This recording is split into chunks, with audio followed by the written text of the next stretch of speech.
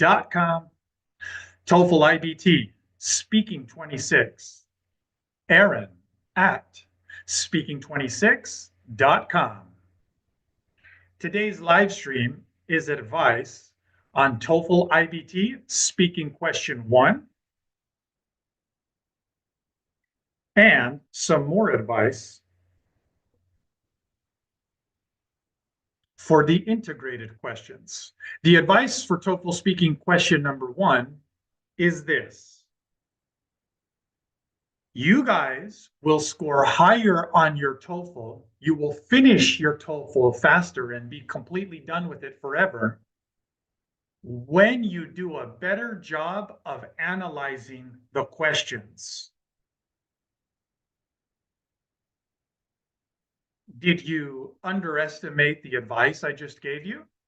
Did you think that was nothing revolutionary, nothing profound, nothing that would help you?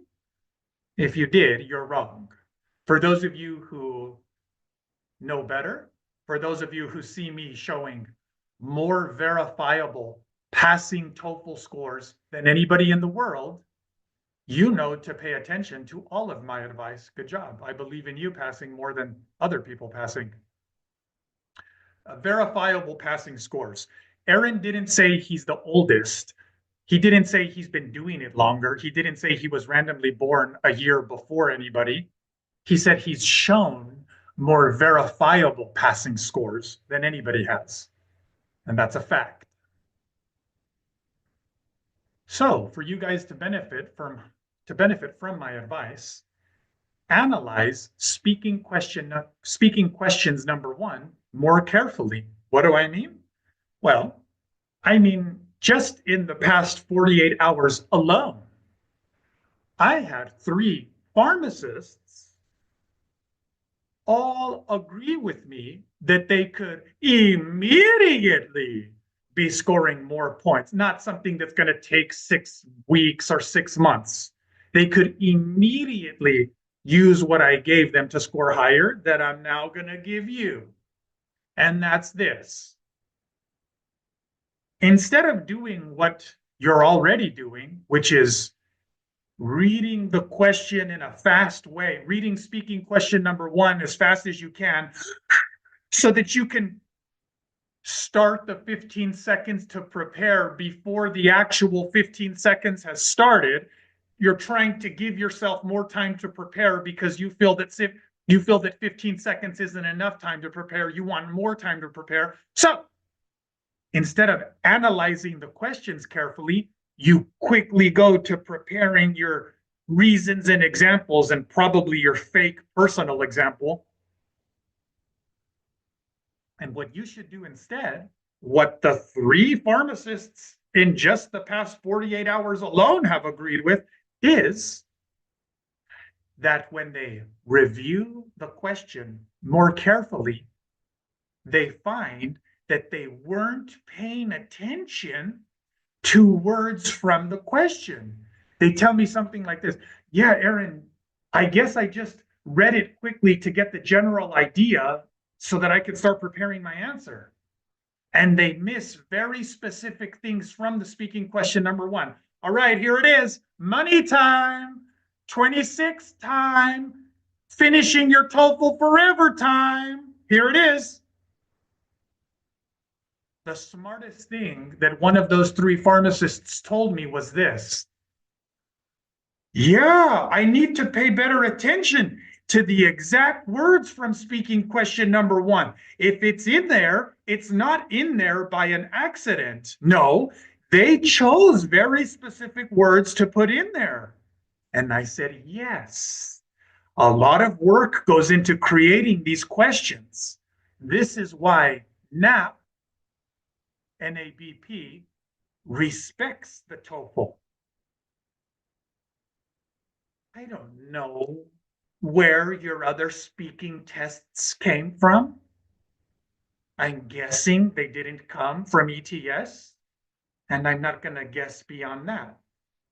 But I don't know the level of integrity they're putting behind their test questions. I do know the level of research, testing, and high quality integrity that is behind the TOEFL speaking questions.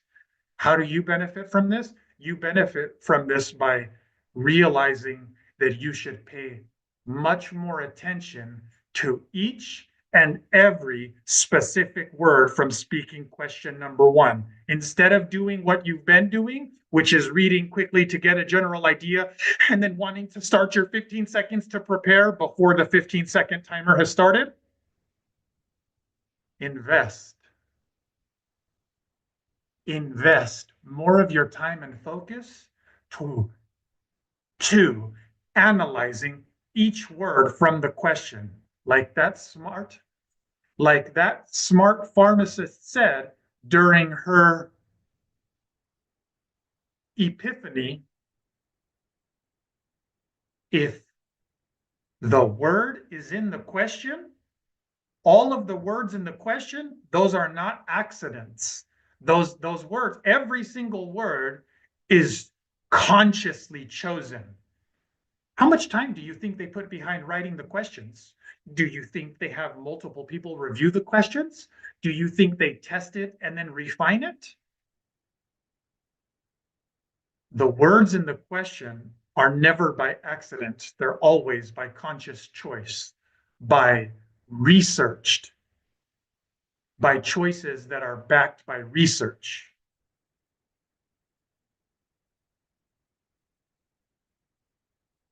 Spend more time analyzing the questions. Read them. Instead of writing down reasons, examples, whatever else your predetermined strategy is before you've even read the question, instead of doing that, read the question twice. Don't worry. You don't need to do that writing down thing that you've been doing, trying to have a full 45 seconds planned. That's one of the reasons why you haven't been earning an advanced score. You want to read a pre-planned speech instead of giving a speech, instead of speaking, instead of giving a 45-second answer. I know it scares you to speak spontaneously. I know it scares you, the thought of speaking spontaneously for 45 seconds, but you should do it because you should be more scared of never finishing your TOEFL.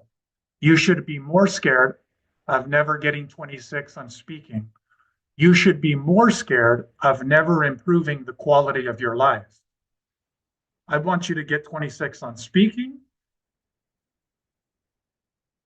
because I want you to tell your friends that I helped you to get 26 on speaking. So be more afraid of not making the improvements to pass than being afraid of speaking spontaneously for 45 seconds. Okay, there's the advice for question number one. Now here's the other advice. This pertains more to speaking question 2, 3, and 4, the integrated questions.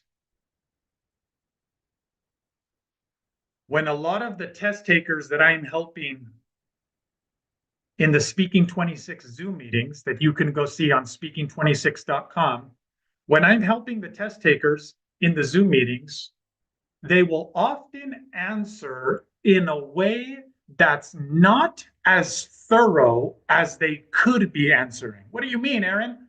I mean, they will often say things like, we all know that the human grader has heard, if I'm answering a question number 3 about X topic, we know that the human grader has probably heard 100 answers that day about question number 3, topic X.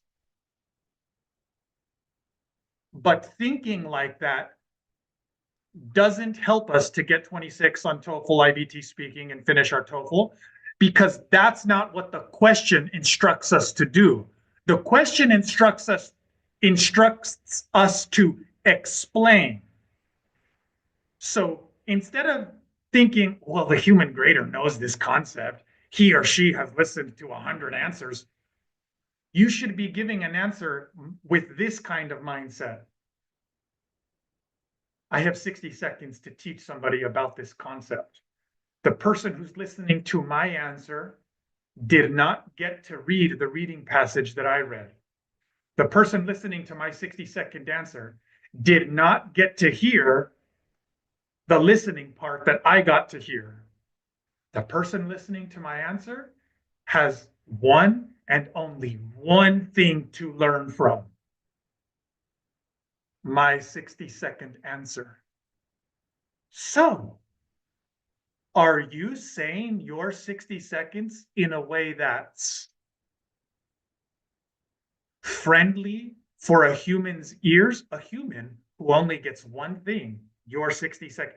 They don't know anything except what you say in 60 seconds and how you say it. Am I saying my 60-second answer in a way that's digestible for a human's ear who doesn't know anything else about the question? That's how to better understand the TOEFL's instructions when they tell you to explain.